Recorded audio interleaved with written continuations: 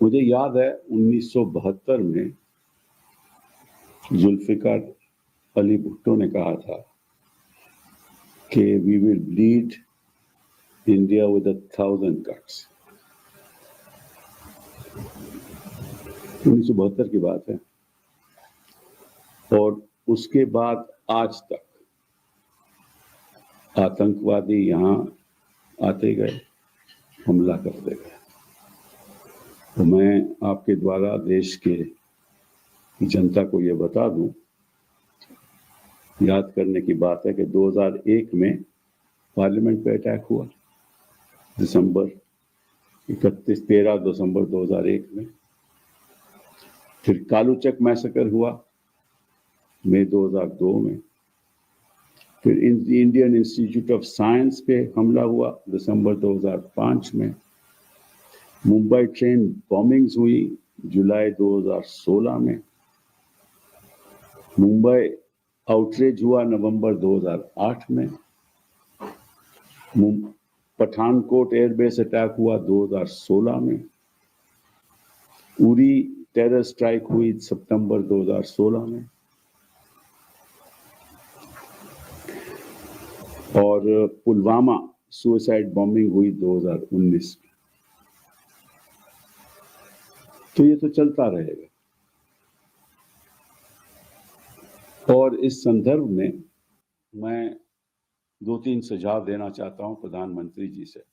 पहली बात कि आप एक स्पेशल सेशन ऑफ पार्लियामेंट बुलवाइए, स्पेशल सत्र पार्लियामेंट का बुलवाइए, वहां चर्चा कीजिए, सबकी राय लीजिए, क्योंकि देश आपके साथ खड़ा है। कोई ऐसा विपक्ष का नेता नहीं है जो आपके साथ नहीं खड़ा, क्योंकि ये हिंदुस्तान की सॉवरेनिटी के ऊपर अटैक है। मासूम टूरिस्ट पे गोली चलानी, ये कोई इंसानियत का काम नहीं है। Terrorist is a terrorist is a terrorist. आतंकी आतंकी आतंकी है और कुछ नहीं है। वो, उसका कोई मजहब नहीं, उसका कोई धर्म नहीं। और आतंकवाद से वो अपने जो इश्यूज हैं पाकिस्तान, वो दुनिया के सामने लाना चाहता है। और उसी संदर्भ में वो सोचता है कि भैया हमारी जो मिलिट्री सिस्टम है पाकिस्तान का, वो बरकरार रहेगा। ये तो हुई टेरर अटैक्स की बात। तो मैं क्यों कहता हूं कि सत्र बुलाना चाहिए। पहली बात तो एक रेजोल्यूशन पास होना चाहिए, यूनानिमस रेजोल्यूशन, जिसमें जो देश की भावना है वो स्पष्ट तरीके से अंतर्राष्ट्रीय देशों तक पहुंचनी चाहिए कि हम सरकार के साथ खड़े हैं, देश इकट्ठा है, इस पे कोई मतभेद नहीं है और हम इसको टॉलरेट नहीं करेंगे। पहली बात ये, अगर वो हम रेजोल्यूशन पास करते हैं कि as a country we will not tolerate it, तो निश्चित रूप से हमें हर बड़े देशों में, Africa, United States, Europe, China, Japan, Australia, New Zealand, Russia, South America delegations भेजनी चाहिए, जिसमें सरकारी एमपीज भी हों, भाजपा के एमपीज भी हों और विपक्ष के एमपीज भी हों। और कौन किस जगह जाएगा ये तय कर देना चाहिए, ताकि सब अंतर्राष्ट्रीय स्तर पर सब देशों को बताएं कि ये स्थिति है। पहली बात ये, जब तक आप ये डिप्लोमेटिक इनिशिएटिव नहीं लोगे, तब तक आप अंतर्राष्ट्रीय स्तर पर वो प्रेशर जो डालना चाहिए, आप जो करोगे सो करोगे, वो तो अलग बात है, बट अंतर्राष्ट्रीय स्तर पर जो प्रेशर डालना चाहिए वो नहीं डाल रहा होता। पहली बात ये।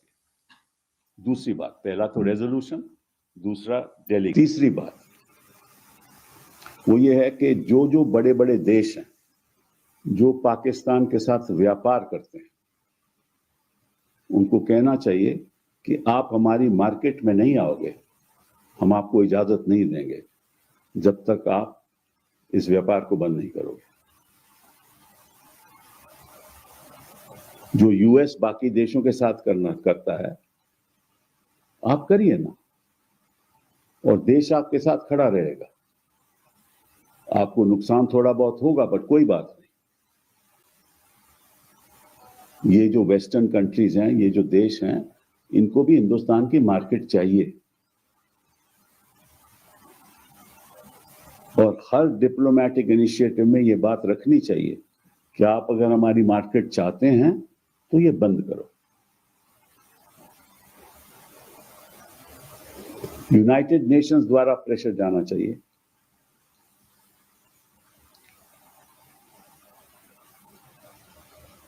और सिक्योरिटी काउंसिल में रेजोल्यूशन पेश करना चाहिए, और फिर देखते हैं कि चाइना उसका विरोध करता है या हमारे साथ आता है। ये डिप्लोमेटिक इनिशिएटिव आपको लेना पड़ेगा। और देखिए, देश हमारी तरफ देख रहा है, क्योंकि उनको मालूम है कि जो आज के दिन स्थिति चीन के प्रति है, तो निश्चित रूप से उनको हिंदुस्तान चाहिए। बिना हिंदुस्तान की मार्केट से वो अपनी जीडीपी भी नहीं बढ़ा सकते। ये तीसरा। चौथा, पार्लियामेंट में ये रेजोल्यूशन में ये कहना चाहिए कि इस देश में आतंकवाद के द्वारा जो भी देश के अंदर इसके आधार पे राजनीति करेगा, हाँ, वो कोई पॉलिटिकल पार्टी उसको सहेगी नहीं।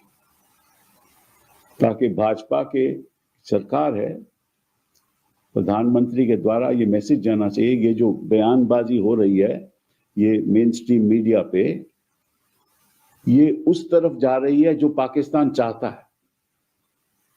तो क्या मेन स्ट्रीम मीडिया पाकिस्तान का साथ देना चाहता है? और जो कुछ भाजपा के जो वरिष्ठ नेता हैं जो बयानबाजी कर रहे हैं, वो भी ऐसा ही काम कर रहे हैं। और अगर संदेश पार्लियामेंट के द्वारा जाएगा तो निश्चित रूप से यह भी बंद होगा। किसी भी मासूम की जान लेनी, वो कोई भी मजहब का हो, टेररिस्ट के द्वारा जान लेनी, उसका कोई, आप उसका एडवांटेज, राजनीतिक एडवांटेज नहीं लेना चाहिए आपको। ये बहुत जरूरी बात है। और एक बात मोहन भागवत जी ने आज कही जिससे मैं सहमत हूं, इकट्ठा होगे तो सुनवाई होगी, इकट्ठा होगे तो आवाज सुनाई जाएगी और देश लगेगा कि एक है। अगर विवादित बातें करोगे तो निश्चित रूप से वही विवाद पैदा होगा। और जैसे आप लोगों ने पहले पुलवामा के बाद किया, वैसा नहीं होना चाहिए। अच्छा होता कि प्रधानमंत्री जी ऑल पार्टी मीटिंग में आते। उनको ऐसा लगा होगा कि शायद बिहार की ये मीटिंग ज्यादा जरूरी है। हो सकता है कि उनके मन में ये बात हो, लेकिन मुझे एज मेंबर ऑफ पार्लियामेंट अच्छा नहीं लगा। I remember way back in 1972, Zulfikar Ali Bhutto said, we should bleed India with 1,000 cuts.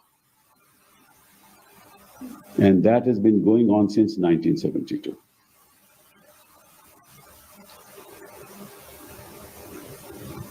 Since, in fact, 2000. December 13, 2001, attack on Parliament. Kaluchak massacre, May 2022. Indian Institute of Science, Bangalore, attack in December 2005. Mumbai train bombing, July. Request to the Prime Minister that there should be a special session of Parliament to discuss this issue. Both Lok Sabha and Rajya Sabha should have a discussion on this. Members of political parties should be allowed to express their views, and the message will be to the rest of the country and the rest of the world that we stand together. India stands together. 140 crore people of India stand together. That message must go. That's number one. But that's by itself not enough. Second, that we should have a diplomatic initiative, and we should have delegations of members of parliament belonging to the ruling party, the coalition partners, as well as the opposition, to go out to major countries in the world, in Europe, go to the United States of America, in South America, in Africa, to China, to Russia, to Australia, to New Zealand, to Japan, to other parts of the world, to South Asia, countries in South Asia, to send a message and explain to them the terror activities being continued relentlessly.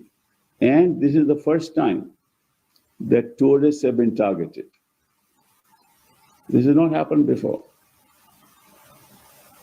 And this is to bring the issue of Kashmir back on the international scene. And this is the attempt of Pakistan.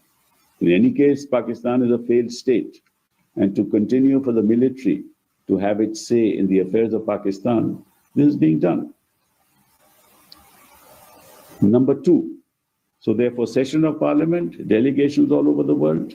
Number three, the major countries of the world who trade with us and who trade with Pakistan should be told that if you want to trade with us, you must incrementally, or you must, in a phased manner, start reducing your trade with Pakistan. Unless that message goes, after all, the world needs India. Other than China, we're the biggest market in the world.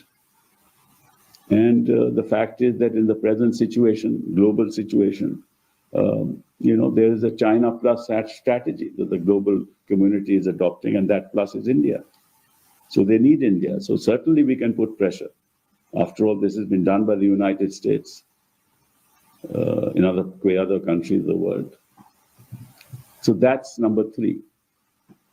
Number four, the resolution must also say that a terrorist is a terrorist is a terrorist.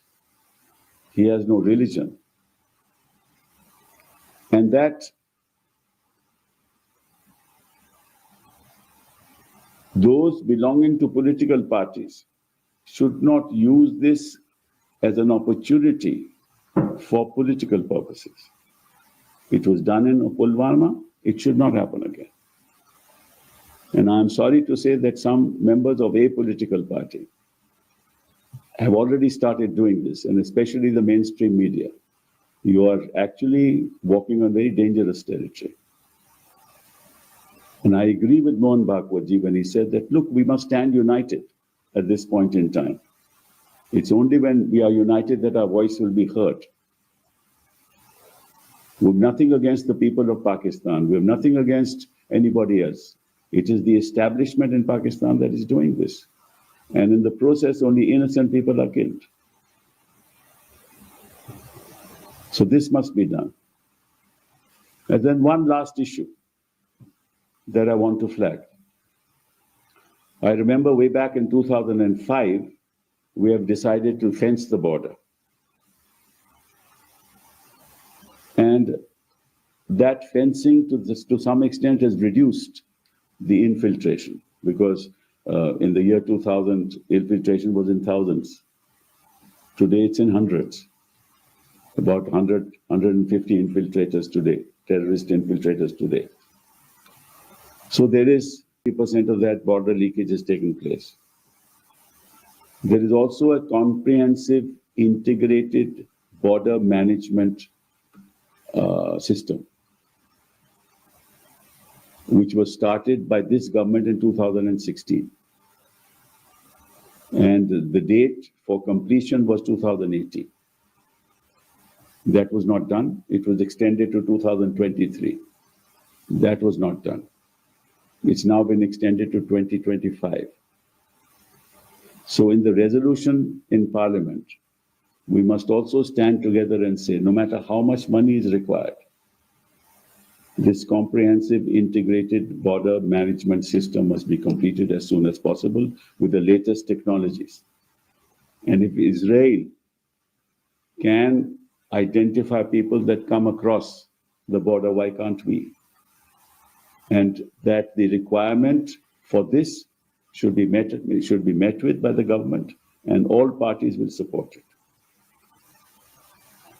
ये बात मैं हिंदी में भी कहना चाहता हूँ कि 2005 में हमने उस समय फेंसिंग स्टार्ट की थी इंडो पाक बॉर्डर पे, तो वो फेंसिंग चलती रही और उसके बावजूद भी, हालांकि 2000 उस समय हजारों की तादाद में टेररिस्ट आते थे, आज वो तादाद कम हो गई, अभी 100-150 टेररिस्ट यहाँ आज भी हैं कश्मीर में, पाकिस्तान से आए हुए,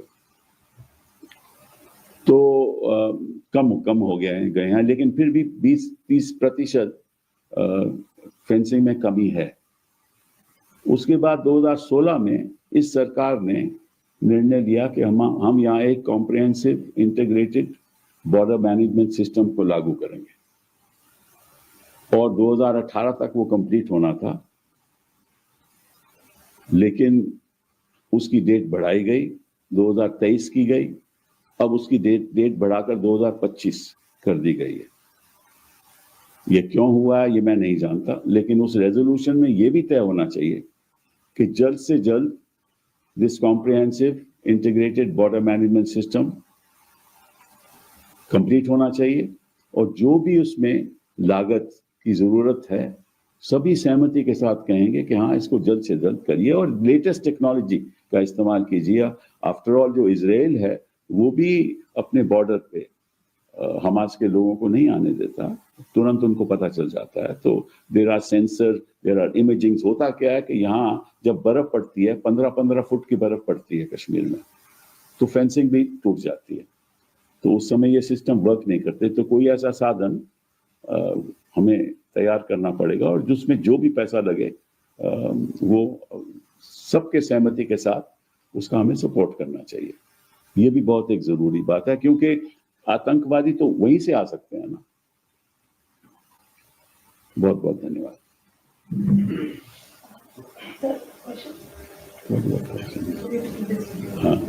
Sir, do you think that the decisions which have been taken by the government of India, including the Indus Water Treaty, to halt the Indus Water Treaty, because now the Pakistan Prime Minister has also called a meeting and these are actions and reactions. You know, this is not going to lead to stopping the inflow of terrorists across the border. This will have an impact, and now the Pakistanis have said that, look, if you do this, it will be considered as an act of war. So I think I don't want to comment on any of these things. These are issues that will not resolve the problem. Therefore, I suggested that we need a larger context in which this problem has to be resolved. It's not something that only impacts us. It impacts 140 crore people of this country.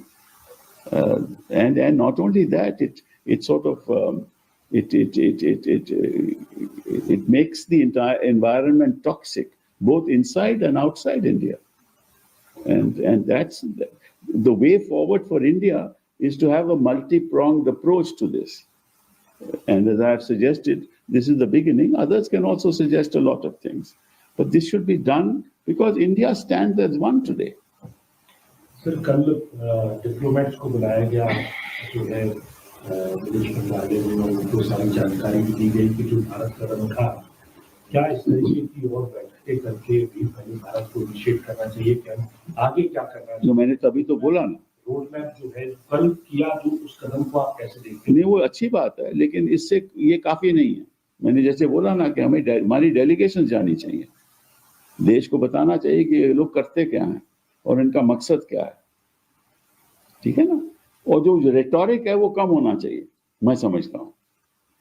क्योंकि हम अगर कहते हैं कि हम वो पाक occupied Kashmir पे ले लेंगे, ये रिटोरिक है, ठीक है ना, ले लेंगे, ठीक है, हम भी चाहते हैं कि हम लें, बट ये रिटोरिक है। कुछ हिस्सा तो उसको अक्साई चीन का हिस्सा, तो अक्साई चीन का कुछ हिस्सा तो चीन के पास है। तो ये सब चीजें देखिए, इसको हमें एक सीरियसनेस के साथ, रिटोरिक के द्वारा नहीं, क्या रणनीति होनी चाहिए वो तय करना पड़ेगा। और सिर्फ आखिरी सवाल, आपने बोला कि पीएम नहीं थे, सांसद के तौर पे आपको बहुत जो है दुख हुआ इस बात का, अच्छा नहीं लगा। अच्छा नहीं लगा, आपने कहा कि अच्छा नहीं लगा कि पीएम नहीं वहाँ पर थे।